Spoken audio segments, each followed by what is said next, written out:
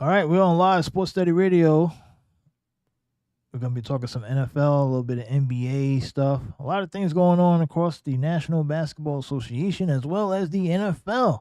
Trade deadline happened tonight or yesterday, last night, depending on what time you are listening or watching. But there are some stuff to talk about, a couple trades in the National Football League. So let me pull this up really quick. Let's go out to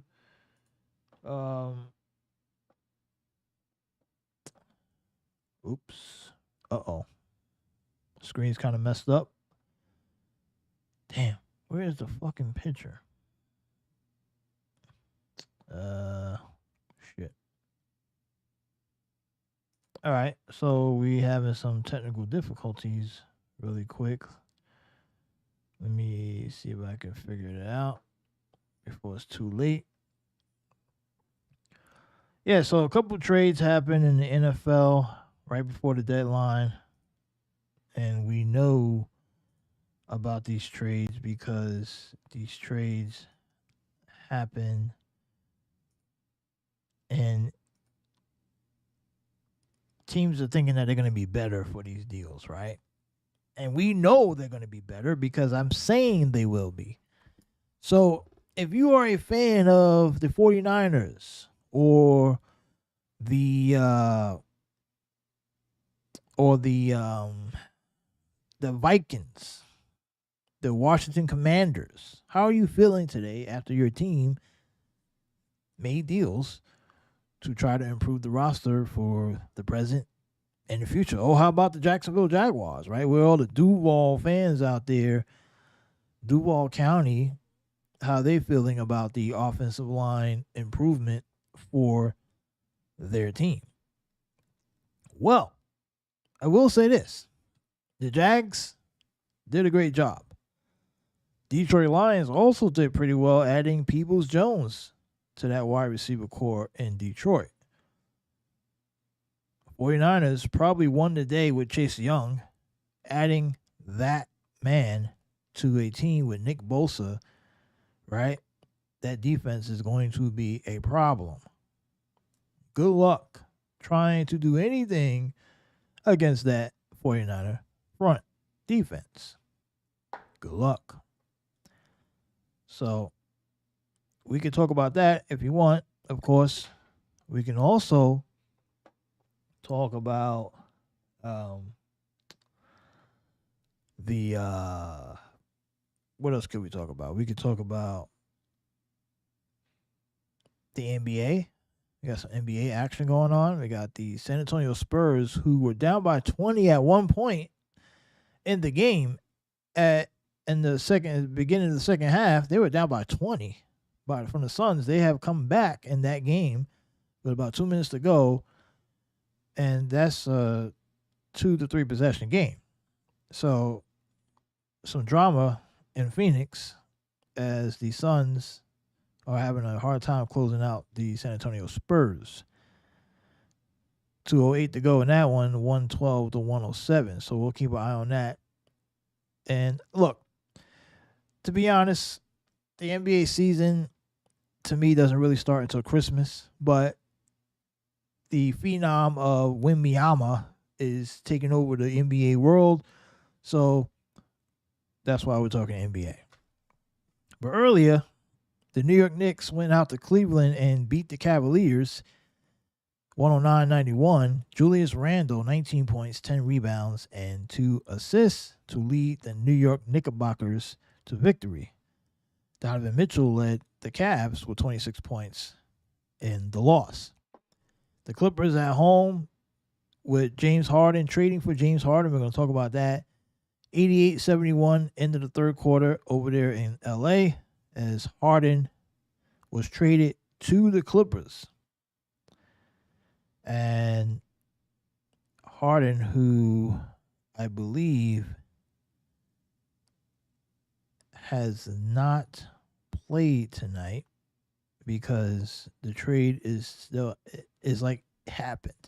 Harden made his he showed up in LA, but I don't think he's officially in a Clipper uniform yet.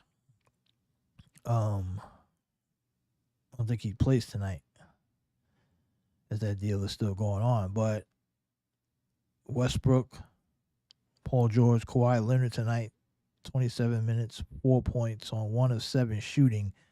So Kawhi is struggling against the Orlando Magic, who is led by, I don't know, by nobody really. A couple guys in double figures, but not any star power in Orlando.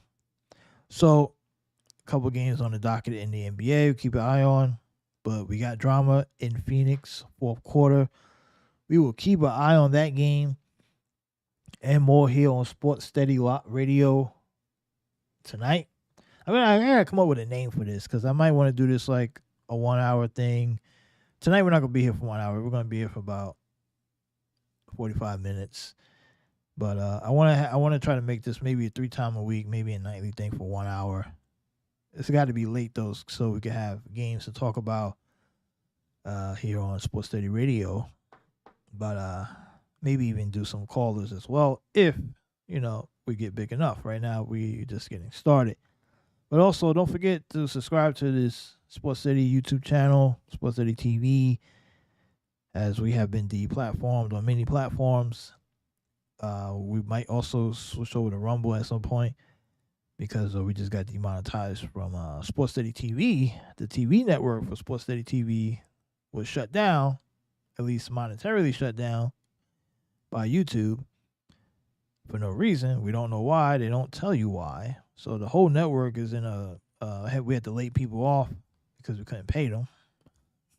Is when you're trying to start up sports media and then you get completely taken out, you gotta let people go. So anyway, not my decision. I don't run that operation. That was just what happened.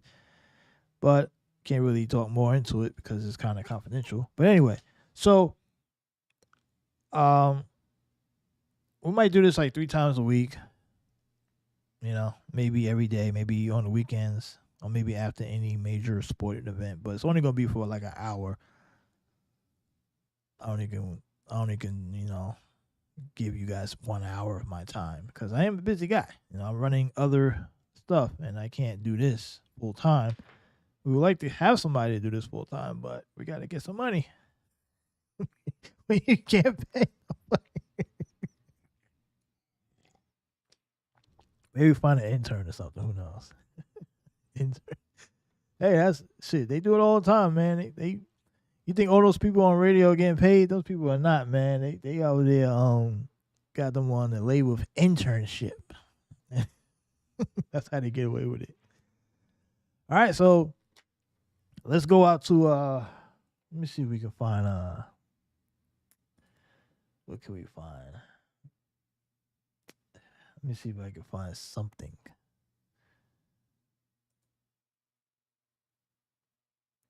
What the hell?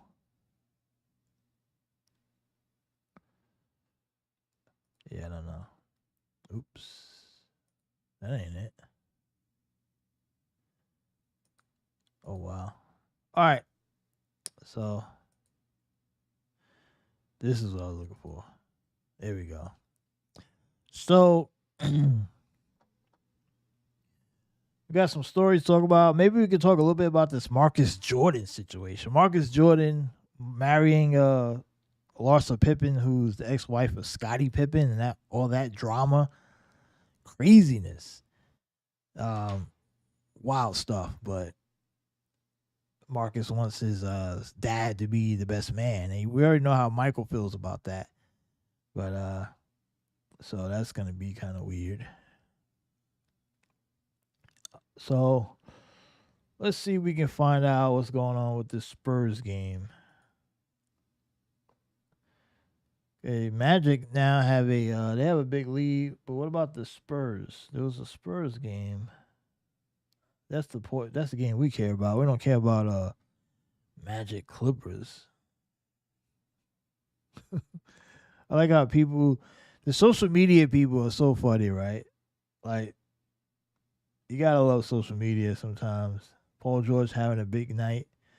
He's in a contract year, so of course He's gonna try to play for that big deal. You'd be a complete fool. Like any of these guys, all these guys that are playing right now in the NBA that are like the Paul Georges, the Kawhi Leonards, the Westbrooks, and all these guys, I would not give these guys any max money. You'd be a fool to do that. These guys are at their prime. They're about past. They're at the peak of their career. They're not going to. You can't build around these guys anymore. They're not that good. They got injuries. They've already played their best basketball, and they're hanging on because the NBA is so weak that they're able to stay around because the talent pool in the league is really not that great. Is it deeper? Yes, the league is a lot deeper than previous generations. Of course there is, because more people are playing the game. More guys have access. But to say that the league is better is not. And I can make the case that the league is deeper because the NBA's change of the rules and what they emphasize more on the three-point shot makes it a lot easier for a lot of guys to come up, learn how to shoot. If you come out of college, right? We've seen guys come out of college. If you got any kind of athleticism, you come out of college, you're about 6'9", 6'10", and you could shoot the ball, you will get drafted. You will have a spot on the roster. Now, can you stay in the league? That's another story. But even now, guys can stay in the NBA. I really believe that guys like Steve Novak is a prime example. I think Novak was about 5-7 years too late. Right? He came in right in at the transition period where you still had to really still have some kind of athleticism, or he had to play some kind of defense to get on to get on a roster. But Steve Novak, double check Novak, what was they called? Double check. If he came in now the way he was, he would be on a roster today. Because this guy was like a 6'10" guy that could flat out shoot wide open shots. With nobody playing defense today, you could plump that guy at a power forward and he could start for some NBA teams at the 4. Plop him at the 4, stretch him out at the 5 if he needed to, and catch and shoot all day. Right? But he was about 5 years too late to get he would have got at least one good contract. He would have got one good contract if he was able to if he'd have came in a few years later. But that's what you're seeing now. If you can shoot the ball and you got some size, you will find a roster spot in the NBA. Now, depending on what team you're on, whether you get the playing time or not, it's more about politics. Because the gap between the number 1 player on the team and the 10th best player on the team is really not that wide anymore. It's more so about politics and who's can build a brand going into the NBA. So if you're 6'10", you can shoot the ball, you build yourself a brand going into the league, you will almost guaranteed to get drafted in many cases. If you have a good story to be sold, that's what it's about now. It's not really about who's the best guys. It's really about a story that can be sold. Can the NBA sell you to the public? That's why I like the Jeremy Lin situation took off for 2 weeks. It was a great story. The story was so sellable. It got him a nice deal from the Houston Rockets that he never really lived up to. And you can have a good 2 weeks in the NBA and get paid, right? And if you're in the right situation and it comes at the right time, you can make some money. And that's what you're seeing now. It's even gotten into the Hall of Fame situation now, where guys, if you have a story to sell, you will get into the Hall of Fame in this era. But I look back at guys who are not in the Hall of Fame, like guys like, I believe, if I can go back and look, like, because you see, like, when they update these NBA 75 lists, you got, like, most of that list is, like, a lot of guys from this era on the list. And it's like, how are these guys on the list? It's because they're selling a story, right? They're selling it. It's a sell. It's a story behind the story of a guy coming from a small school, coming into the NBA, averaging 30 points a game. Look at the Isaiah Thomases and the Damian Lillard of the world. Isaiah Thomas had like one really good year, and all of a sudden, this guy should be on every roster in the league, right? You see how fans say, "Oh, he should be in the league if he was 6 feet instead of 5'10" or 5'9", he would be on the roster." And they talk trash to Boston, said Boston was wrong for not giving him $200 million, despite the fact that the guy hip was like, he didn't know if he would recover, and his only aspect of his game that was valuable was the fact that he was fast, and he really didn't do nothing else great.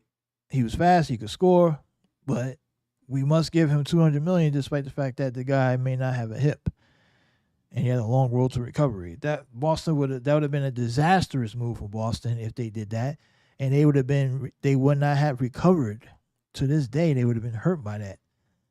But everyone says he should still get a roster spot. And he got numerous chances afterwards, right? He was with Denver, the Lakers.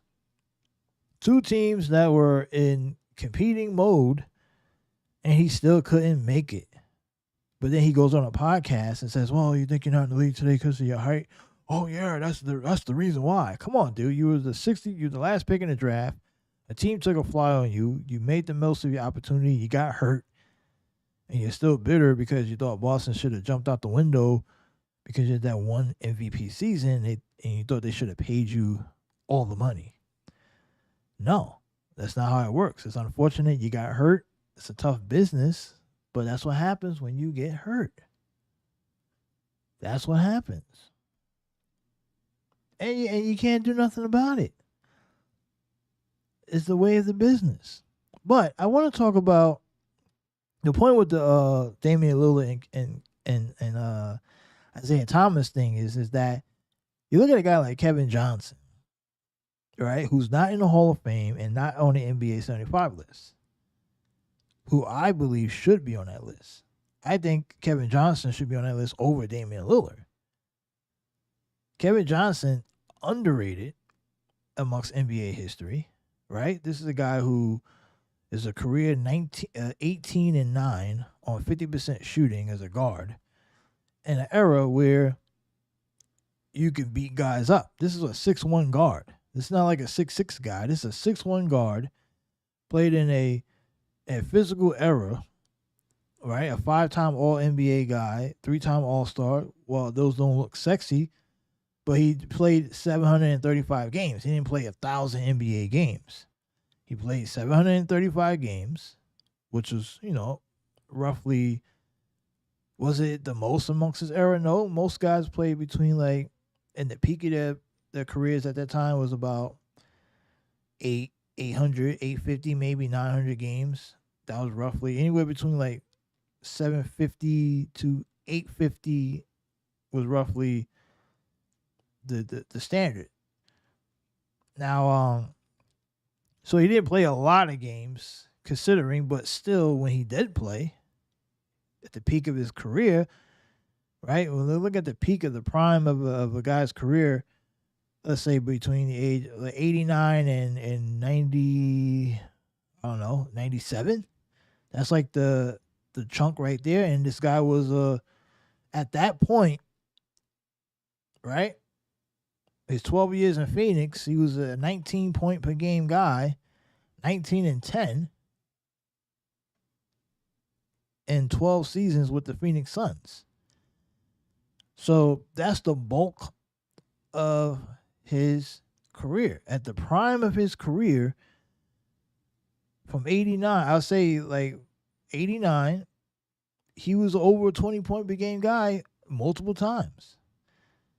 And also had 4 straight years of 10 plus assists per game, 10 assists, 10, 11, 12. So this guy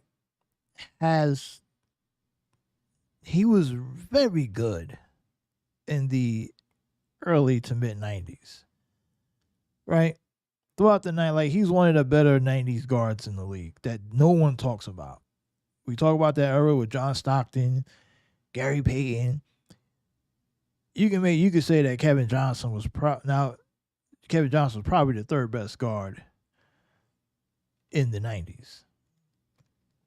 The third best point guard, excuse me. Right? Like John Stockton and Gary Payton, and that's it. And then you go Kevin Johnson. Right? Because mid-90s, that's when like Jason Kidd came along. I don't count Jason Kidd came in like mid-90s. So it's like, I think like 95, 96, 94, 95. But the whole 90s, like if you count the whole 90s in totality, that's Jason Kidd, that's John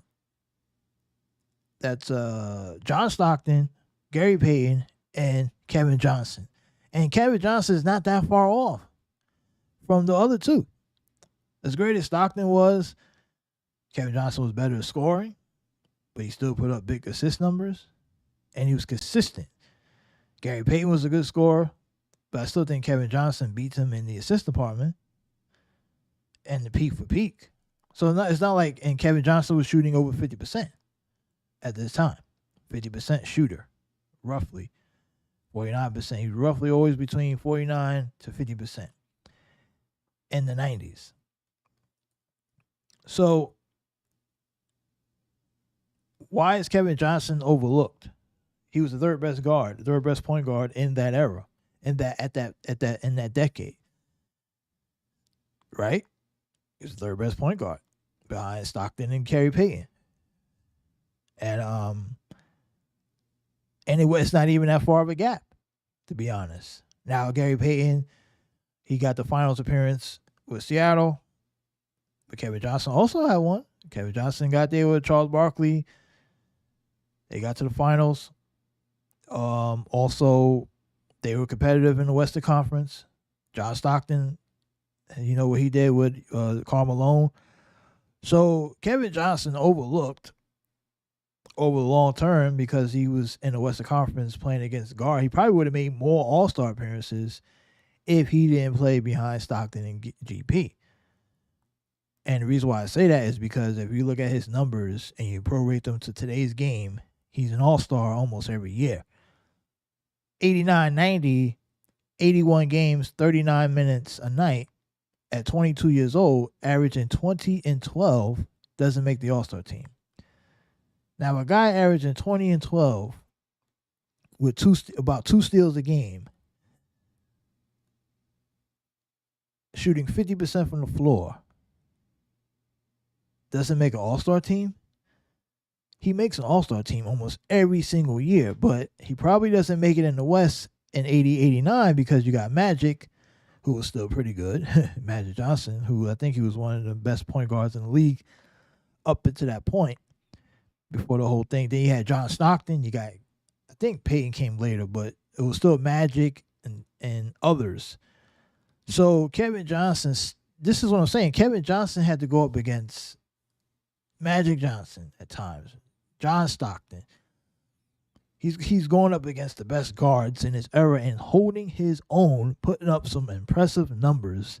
And the fact that this guy is disrespected when it comes to all-time great players, and you got a nerve to put guys in this era, in a weak era, above Kevin Johnson. The fact that he's not even in the Hall of Fame, and by today's standards, Kevin Johnson would be a 10-time All-Star easily if he played today for 10 years. I like how the NBA loves to hype up these, this guy at 22 years old is unbelievable, 20 years old. I just told you what Kevin Johnson was doing at 22 in 1988. 6'1" guard in 1988 was putting up 20 and 12. 20 points, 12 assists, 4 rebounds, almost 2 steals a night in 1988 as a 6'1" guard. So, and shooting 50% from the floor. So it's not like what you're seeing today is that much and more impressive. Yeah, guys are longer today. Guys are much more athletic, but are they better basketball players? And I say no. And Kevin Johnson's a guy that no one talks about. So just imagine if we go with the list of guys that are actually known at that era, like guys who are actually getting more popular, right? So and then today they get excited. Oh, look what Luka's doing. Larry, look what Porzingis does. Oh, these guys 6'10", 6'7" footers. Look what they doing with the ball. Have you heard of a guy named Larry Bird? I mean, Larry Bird did that getting out of bed, and he wasn't as athletic as those guys, but Larry Bird was a baller. Larry Bird knew how to play ball. You didn't have to be athletically ripped. Like LeBron James is on PEDs.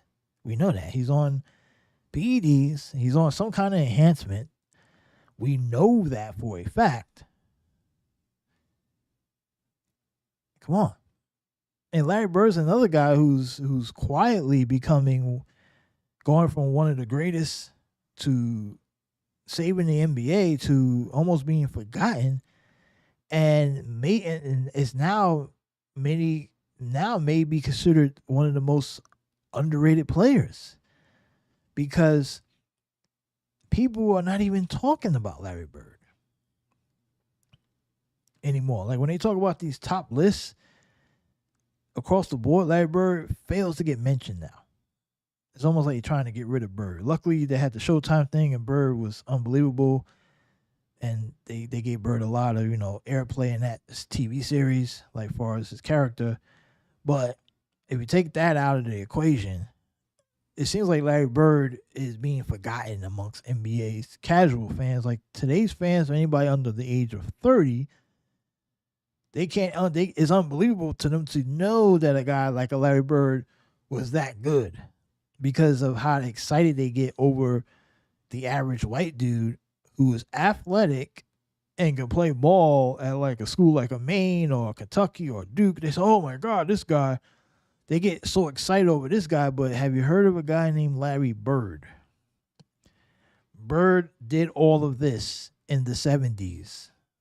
This is not new. It just looks flashier because guys are more athletically looking, they're more flashy, but the game is still the game, and Bird did that. Bird did that already. You guys are late. You're late to the game. Okay, you don't have to hype up the white kid playing at the AAU tournament who's holding his own. That's not a new phenomenon. There's plenty of white guys that can ball. And it's probably more so today than back then. But Larry Bird did all of that. And many of these guys don't make it because they get overhyped. Right? But Bird came in and showed the way to many of them that they could do it. And Bird backed up his trash talk. So the thing is, people are trying to knock Larry Bird. I think Larry Bird, to me, is still the best forward. He's like if the best small forward in league history. He's over LeBron. I don't care what LeBron does. LeBron, to me, is not a top 5 all-time guy. And I know this era is saying he's the GOAT because everybody has to say it, because people are so afraid to have a different opinion. Everybody, even the current players, and oh yeah, he's the greatest ever. I can see why the young guys are saying that, because that's all they saw. But you got these former NBA guys who want to make sure they get the invite to the special events. They want to make sure that podcast is in the algorithm and gets good standing and get these cushy jobs at ESPN and at the sports networks, because the man has an agency now. He has an agent. He has his own. He's making moves. He's buying companies. He's a billionaire. So you got to be real careful on how you talk. You better say LeBron's the best to kind of grease his palms a bit and kiss his ass. You got to say he's the GOAT, right? Because in the minds of the LeBron fans, it's always going to be LeBron versus Michael. And in this space of ESPN and all these places, if you're not Team LeBron, good luck trying to get a job after retirement if you're a pro athlete. because they're getting ready to own everything. So that's what you're seeing right now. It's not really based on merit of a conversation. That's why and when fans say, oh, well, if he said it, it has to be true. Look what such and such said. He's a former player. He knows more than you. These guys are not having honest conversations on air. Their job is to get on TV and talk and be entertaining. That's all they do. Just because they're former players, that doesn't mean that they're right. They have an agenda just like everyone else. They got to stay in good standard. If I say the right thing, I got to say this, I got to say that. It's all propaganda driven. So, of course, they're going to say, look at Scottie Pippen. How many times has Scottie Pippen bounced back and forth between LeBron's better, Kobe's better, Jordan's better, Kobe this, Jordan, LeBron. Then he went back to LeBron because after what happened with him and Michael, after the last dance, he switched back again. He's at one point, Pippen says, LeBron is no way has that gene. There's no scenario where I would take LeBron over Michael. Then he comes back and says, LeBron is better than Michael. Like, and this is a guy who played in the league, Hall of Famer, 6-time champion. He bounces back and forth. How do you change your mind on something when, because of hurt feelings and what happened off the court? So these guys are human. They're not robots. And I get that. So let's not treat them like they have to have their opinions are going to be perfect because they played the game. They're not going to have perfect opinions. And there's nothing wrong with calling them out or holding them to the same standard as anyone else.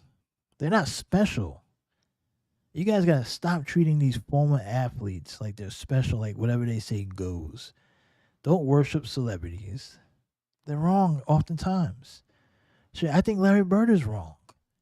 Larry Bird is being diplomatic when he talks about how great LeBron is and how, giving all these credit to all these current players because he's being diplomatic. He understands the game. He understands if he comes out and says, well, I'm better than LeBron. There's no way this, and that. He has communicated from the NBA's fan base. They will stop talking about him. Right? That's what would happen. Let's just be honest. So if Bird was to be truly honest, he would make his case. It's an easy case to be made on why Larry Bird is still amongst the greatest ever. Is still in the top 5, in my opinion, even over LeBron James. And how about Kobe Bryant, who all of a sudden now Kobe's considered the GOAT? Why? Because he died? When the man was alive, he hasn't done anything since he last played in the NBA. The only thing that changed drastically since Kobe's last game where he played and was awful, right? They don't even want to talk about how bad Kobe was. I think he shot like 30% from the floor, took every shot in the game, left out. He was awful. If you dissect Kobe's career, he's not top 5 or GOAT conversation. He's just not. Was he a great player? Did he work hard? Was he one of the hardest working players ever? Yes. Yes, he was. He had to work much harder just to be considered. Just think about that. Imagine working that hard on your craft and still only about a top 10 all time. Right? Because I would make the case. I would say that he probably worked harder than every single person in league history, even harder than Michael Jordan. Right? We heard about the stories about Michael cigars, hanging out, partying 3 a.m. and showing up and dropping 55. Right? Those stories, and there's no stories like that with Kobe. Kobe's in the gym at 3, 4 a.m. So I would concede right here that Kobe Bryant worked probably harder than Michael Jordan did, prime from prime. So, but to do all that and still not be better than Michael, had to eat at him. Must have grinded him. It must have been frustrating to know. But when Kobe retired, he was probably about there was probably an argument for him to be in like the 10 to 15 range, right? And but then as soon as the guy died, now all of a sudden, Oh, is Kobe the GOAT? Is he top 5? No. Right? But these are all sentimental elevations that people do when these guys die. When a guy dies, now all of a sudden he's the best ever. Like, no. Let's stick to the facts on the ground. He's not top 5 ever. LeBron's not top 5. Sorry. LeBron's in the top 10. Right? Kobe's probably in that 10 to 15 range, realistically, if you're being unbiased. Right? If you're not a Laker fan, you're not a Kobe fan, you're not you're being realistic. And Larry Bird's in the top 5. Larry Bird's the best 3 in league history. Period. End of story. He's the top 5 player in league history. Some people, I would make the case that Larry Bird could be considered amongst, when you talk about the GOAT conversation, Larry Bird should be in that conversation. Seriously, should be in that conversation. Because to me, the 80s and the early part to the mid part of that 90s might be the best stretch in NBA history.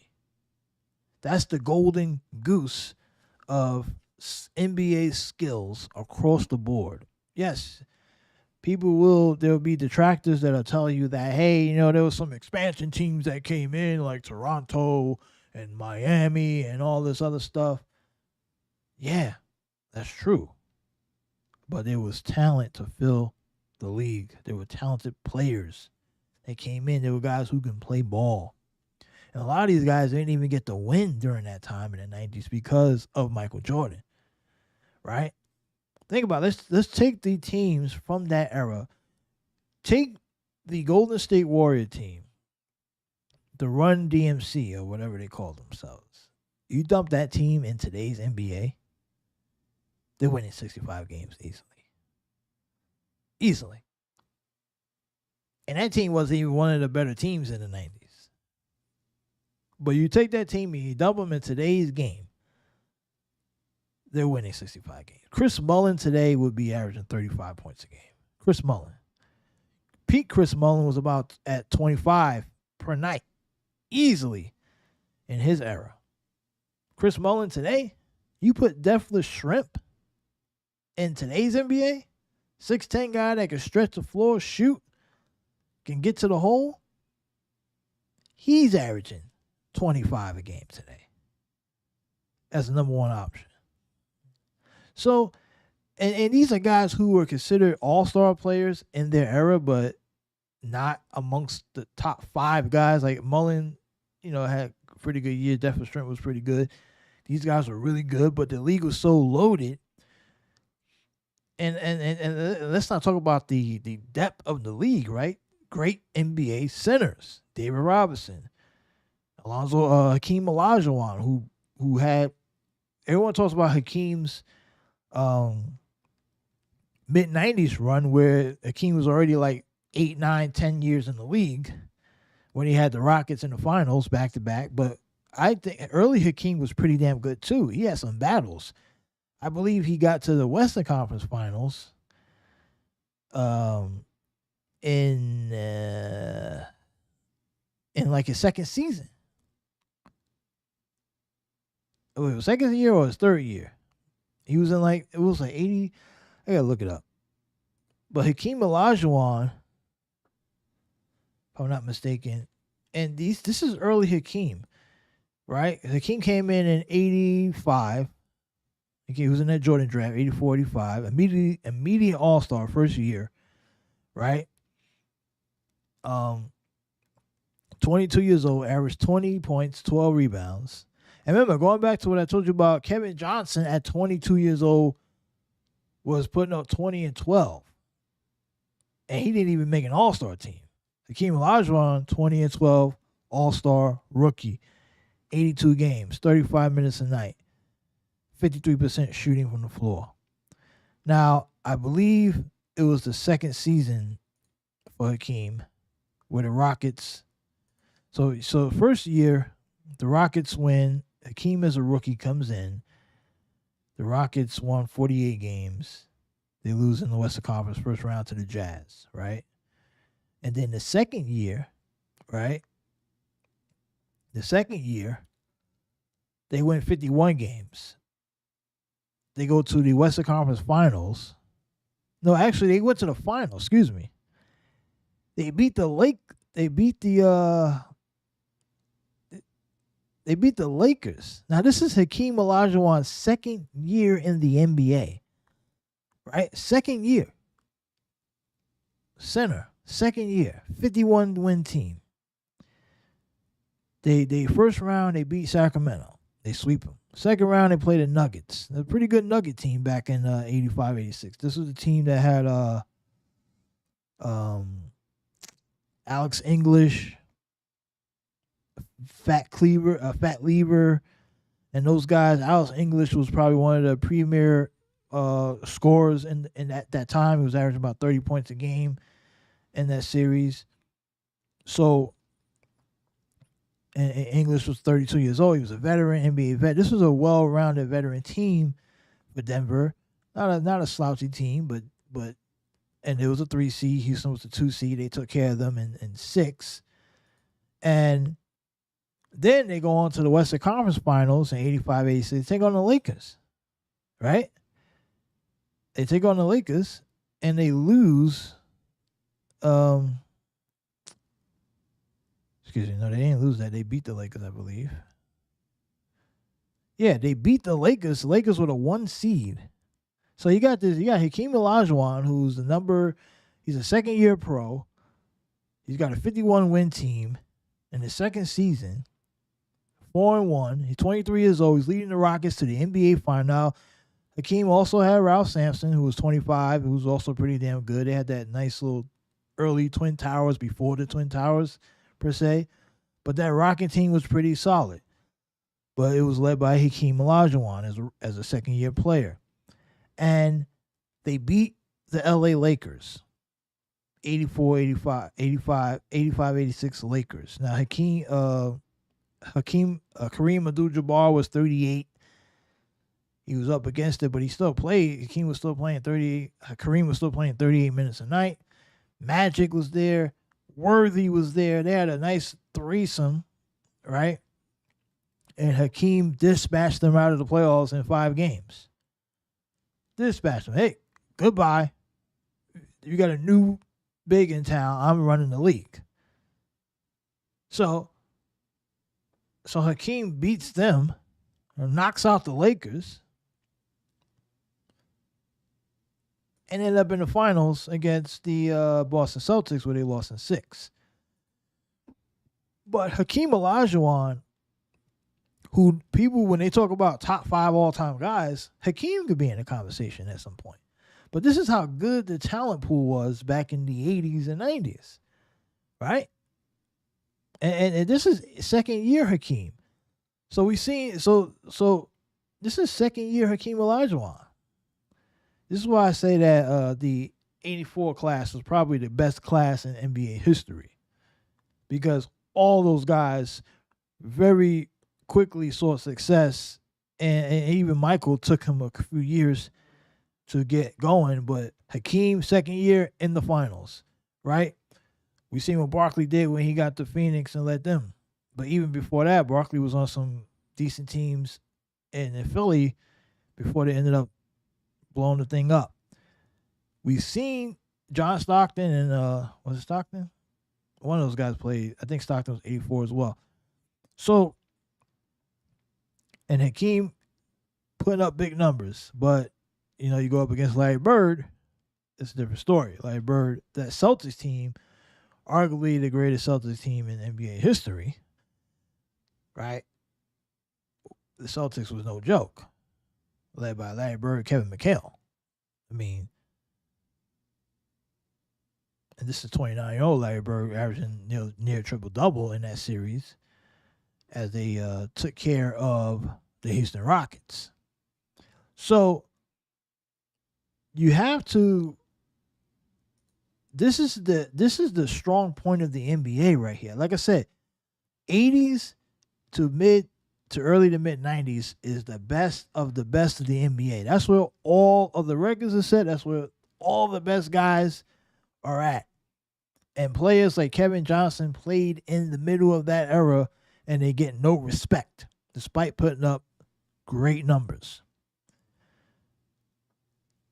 No respect. But we throwing guys like Damian Lillard into the NBA 75 over Kevin Johnson, who had to play in this era, in the era of this 80s and 90s where all the bigs were great, where Hakeem Olajuwon in his second season leads the Rockets to the NBA Finals. In this era, you can't tell me that the NBA players today are better or the league is better. The league is not in good hands, folks. The league is not in good hands. The standards have been lowered to fit everybody's comfort. 3-point shooting, that's all they care about. Nobody's playing defense anymore. Everybody's carrying on every possession. Look at the highlight videos. You can see it in the clips. The game is so fast that I could still watch a highlight clip one time and still see an NBA player carrying numerous times in the clip. It used to be like you had to rewind it a couple times and slow it down. Now with the HD and the 4K, you can see in a highlight clip one time watching, you can watch the guy carrying the ball. I saw it move the other night with Steph Curry did on Dylan Brooks. Curry carried the basketball. He carried the ball. You used to be able to not be able to catch the carries because guys like Steve Francis, when he did the crazy crossovers and all that stuff, they banned one of the crossovers because they said you carried. But now they're like, oh, whatever, you can do what you want. Curry carries a lot. LeBron carries. All these guys carry the basketball. And I saw the highlight clip. It was a sloppy play, sloppy crossover. But everyone's like, oh, my God, look what he did to Dylan Brooks. Oh, man, that was amazing. Dude, he carried the basketball. He carried. But we get excited because he pulled up a three from 55 feet and made it. The NBA is no longer the National Basketball Association. It is now the National Basketball Entertainment League, where the goal is to entertain first. And that's it. Put fans in the seats, right?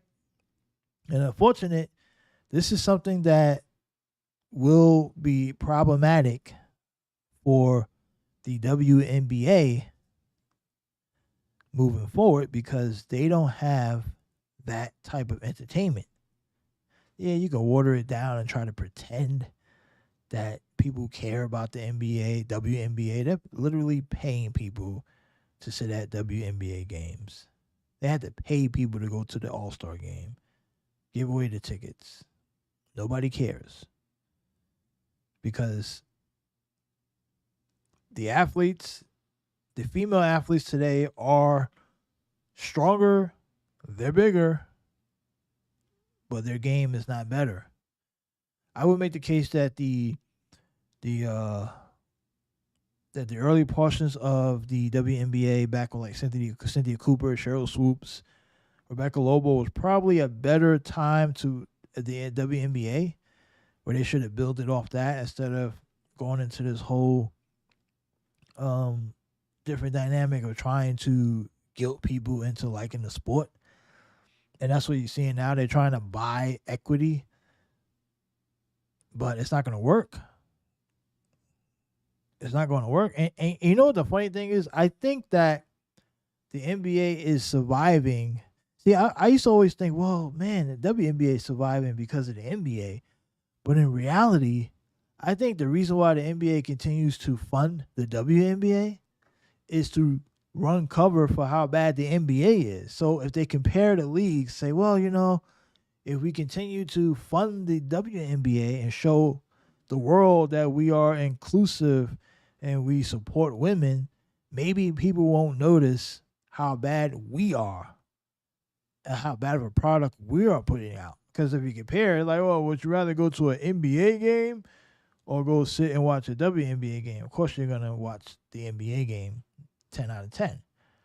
But people don't. I don't think people are realizing how bad the NBA product has gotten because of how much charity the NBA has given to the WNBA. So people are overlooking it.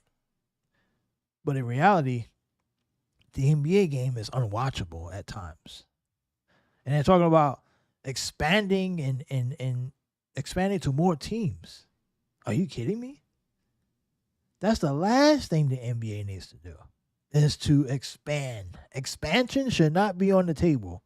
But it is, because the NBA is trying to capitalize on the bit of goodwill they have with the ESG crowd of, hey, look, we're giving the WNBA players money, and they want to expand that league as well, because they're assuming that there's more talent coming in, but in reality, there is no talent. Yeah, there are about 6 to 7 really good female basketball players out of thousands of college female basketball players. 6 or 7 of them will go to the WNBA every year, and a handful of them will be pretty good. But that's not a reason for you to expand the WNBA and add more teams. And guess what? When they add these teams to the markets, the taxpayers have to pay for the stadiums, have to pay for all this stuff, and they will have somewhere to go watch games. I guess it'll be good for the local economy. But overall, the business model, no company in the history of business could expand when they're losing money. Think about it. If your local burger joint was losing money every year, do you think that diner could expand? Imagine you're the CEO of Shelley's Burgers. That's become a decent popular over in that town in the Midwest region. You got about 2 stores, and like maybe Chicago and one in Michigan. But the money is drying up. Like, you're not making a profit. And then Shelley go, well, we're not making any money, so how about we expand out to another city? Let's build more stores. That would never happen. You wouldn't, first of all, you wouldn't be able to do it. And people are like, well, if your brand sucks in Michigan and Chicago, you think it's gonna not suck if you open another store in like Ohio? You can't do it, Shelley. You be trying to, Shelley, you be looking to sell or make a deal with one of the larger chains to buy them out. She wouldn't be looking to expand and build. She would be thinking, oh, we're in the red for like millions of dollars. Let me go build 5 more stores in another city to see if we can recoup those funds. No. Expanding will not help the WNBA get more fans. And I have proof on why, even if you lowered the rim, that won't help. If anything, that will destroy the WNBA for good. And I'll tell you why. I'll tell you why right here as we get ready to wrap this up. We're about 7 minutes, then we're out of here. So there's always been talk. I see it in the comments. People say, oh, lower the rim to 9 feet and that will fix the problem. No, it won't. If you go back and look at the All-Star game that just happened, Brittany Griner dunked in the All-Star game. I think she does it like almost every year. She could barely get off the ground to dunk, right? She could barely dunk at 10 feet. And she's the tallest player in the league. There's not many people her height in the WNBA. So meaning if you did lower the rim to 9 feet, but before I get to that, let me say that when she did dunk, there was zero excitement amongst the crowd. Zero. Nobody moved. Everyone was like, it was almost like those people were paid to sit there. That's why I think they really paid people or gave away free tickets. The people in the crowd that was sitting behind the rim, they showed the camera. Nobody got excited.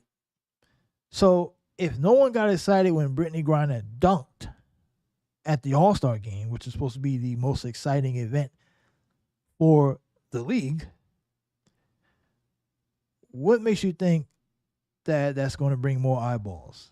So now, let's get back to the point of the 9 feet rim thing. You lower the rim down to 9 feet, right? Now, Brittany Griner it'll be easier for her to dunk, obviously.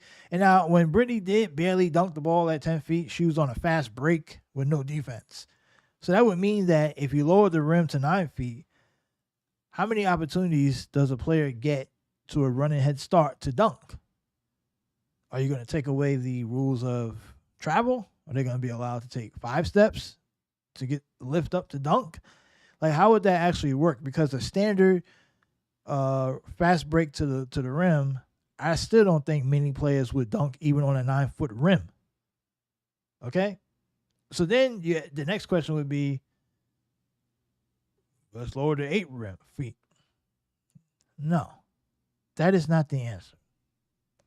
Okay? Lowering the rim would almost make the league a laughingstock. And I think they know this. That's why they haven't suggested it or even considered it. That's why they didn't. Because you cannot be a league that cries for equality and you want to be paid like the men and you want to be treated fairly and then turn around and say, let's lower the rim to 9 feet or 8 feet. Right? You cannot do that. That doesn't work that way. Your league is supposed to be the best pro league amongst women. Every other women's league across the globe is not lowering the rims. You already got a smaller basketball. You got that. I think even the court, I don't know if the courts are smaller, I don't know. But the basketball is smaller, which makes it easier for you to score.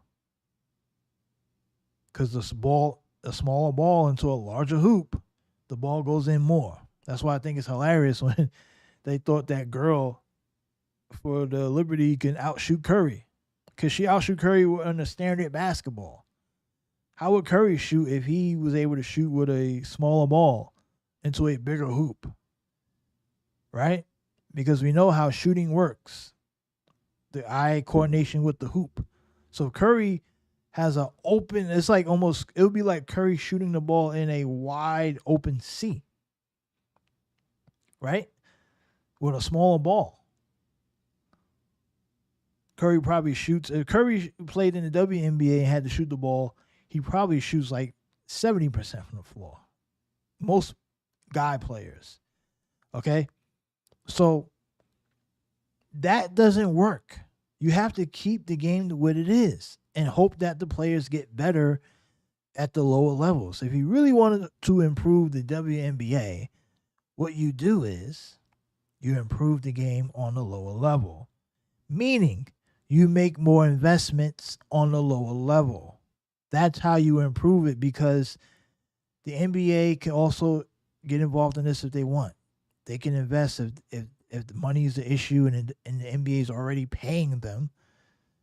Maybe the NBA could say, hey, NBA, how about instead of giving us all this money up front for the WNBA, let's cut it down. Let's partial it out to our lower level leagues, whether it be college basketball or camps or young kids camps, right? Like more camps for women's leagues or girls, and to get them to play basketball or to have them have former players running clinics or schools or programs. Because high school basketball, a lot of these girls in the junior high circuit, a lot of these leagues are bad. Have you gone? I remember when I was, now it's gotten better. I remember when I was playing junior high school, like 7th, 8th grade, we had like a team, and our girls team used to get smoked. Right? I remember one time they lost like 55 to 3. Like some crazy score like that. Like we would have a game, and then the girls would have theirs, and they were like, it'd be like, they'll get smoked. Because all those girls, a lot of them played because, you know, it gave them time out to get away, you know, go to another town, another city, you get to hang out, your friends were on the team, so you hung out like that. But those girls were not going to play basketball in high school. You knew that. It was just an activity. It was something to get funding for the school. And that's what it was. But in the junior high school team and many of these high school teams, maybe one girl might be good. Out of for every 500 girls, maybe one is good. So maybe they should consider investing more on the lower levels, right? Maybe they can pay the WNBA players in the off season to run um, clinics or schools for younger girls to get them to play better, to learn the game. That's how you're gonna grow the game into a better product in the WNBA. It's gonna take time. There's no quick fix here. Like throwing a bunch of money at them is not going to make the game better. It's not going to make the game more popular. People want to see growth. People want to invest in something they know is going to be good in the long haul. If the groundwork is not, if there's no investment in the groundwork, then people are not going to take it serious. So my suggestion would be, instead of trying to force everyone to like your sport and give you all the money, maybe invest at the lower levels, junior high, high school, do more camps in the off season with WNBA players, have them run camps. And some of them do. I've seen some videos, but make it like a global thing, go around and put that work in and have girls learn the game. Instead of being a victim and saying, oh, we need more because we got to be treated equally. No, you have to create your opportunities, and you can't just try to steal them or force or guilt people into giving them to you because you're a woman. Because before you know it, you're going to start seeing transgender people join the WNBA. That's how bad it's going to get. And that could be problematic for the WNBA, because if the girls are not ready to keep the league, men in wigs will come and steal it. So just something to look at. But because there's no rules right now that a man in a wig can't join the WNBA. There's no rules for that. Just like there's no rules that a woman can't join the NBA. A woman could go to the NBA, technically, if she's good enough. She could join the NBA. I don't think a woman could, but technically, right now, there's no law against it.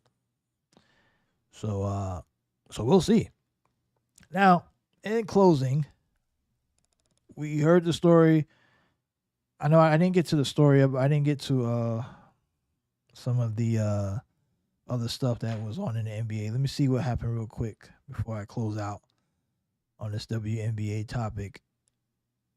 There was a couple games that just ended in the NBA really quick. Where are we? So the Spurs came back and they beat the Phoenix Suns 115-114 in that game. So the Suns blew a 20-plus point lead. They choked. What's new for the Phoenix Suns? Clippers 118-102 over the Magic. Paul George led the way with 27 points, 7 rebounds, 7 assists. So how about the Spurs? Spurs are now 2-2. Suns are also 2-2, but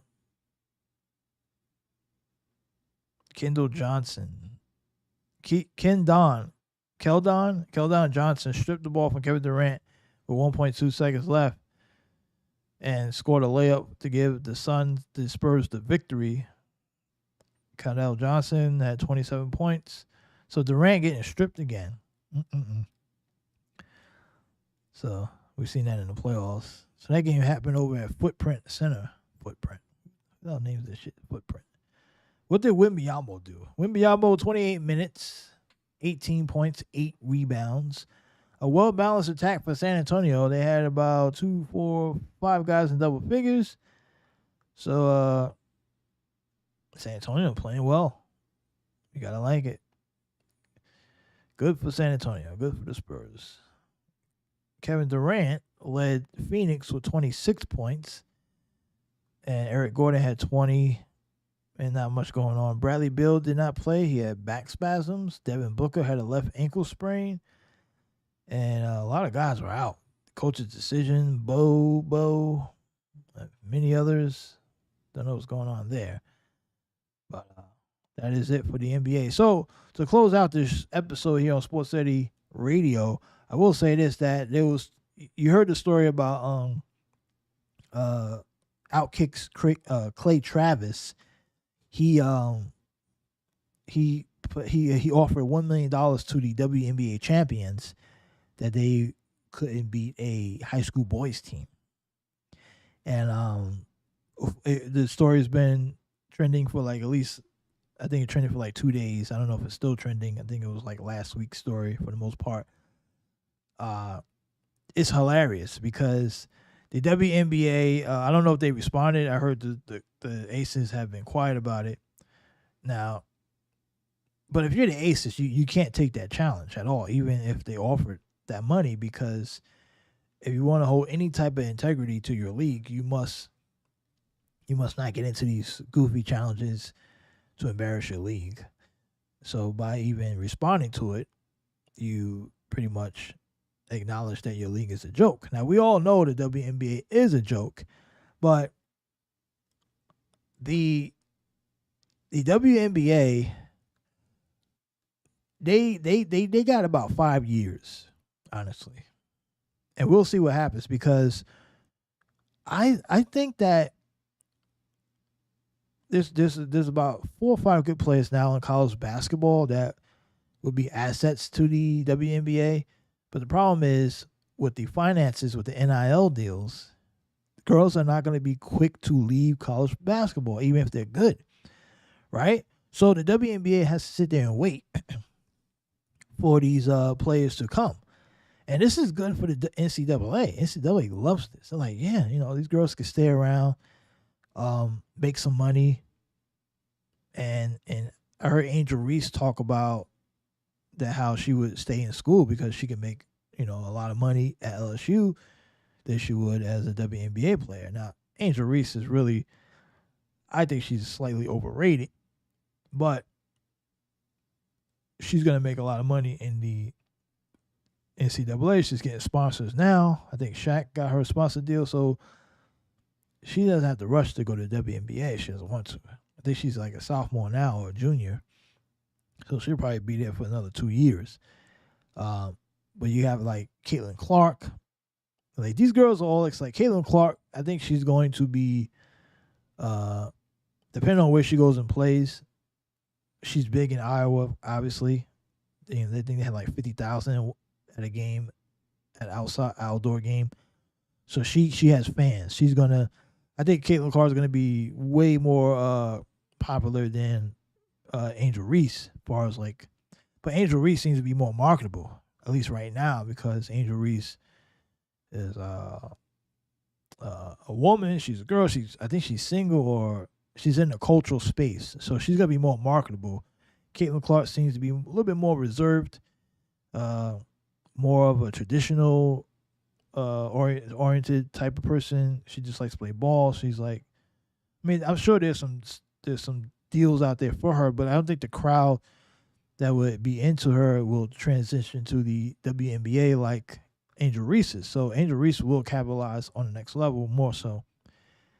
Caitlin Clark, she's going to be popular, but there's many Caitlin Clarks already in the WNBA. You got people like Breanna Stewart and those few others. So the lane's going to be very narrow for her to grab attention from. Maybe she could be the new Sue Bird, who knows? But I think unless she comes out and becomes like this, because I've heard she's more religious. So I don't know how that's going to work, because I know that whole crowd, that lesbian leftist culture that is in the WNBA is overtaken. That's another thing. So we have to figure out where these girls stand on the political, cultural spectrum, because if they don't play the game, they're not going to get to see the riches. They're not going to see the fame. So that's another thing that could separate between Clark and Angel Reese, is that we know Angel Reese is in the game. She's in the game. She's going to play the game, right? She's already into that whole space of like degenerate culture and music and hip hop and all that stuff. She's hooked up with Shaq, who's also got connections. Caitlin Clark doesn't have those connections. Her fame seems to be more organic, which is good. But how organic is organic in the WNBA, where there's a fan of like 10? College is big. WNBA, not so much. But the WNBA, we'll find out how big it is in about 3, 4, 5 years. But can a WNBA champions beat the high school champions? I say Clay Travis was probably trolling, but the conversation is the one to really consider here, because I think that when you look at some of these high school teams, especially these travel high school teams, these guys are legit, right? The top high school teams out. Is every high school boys team good?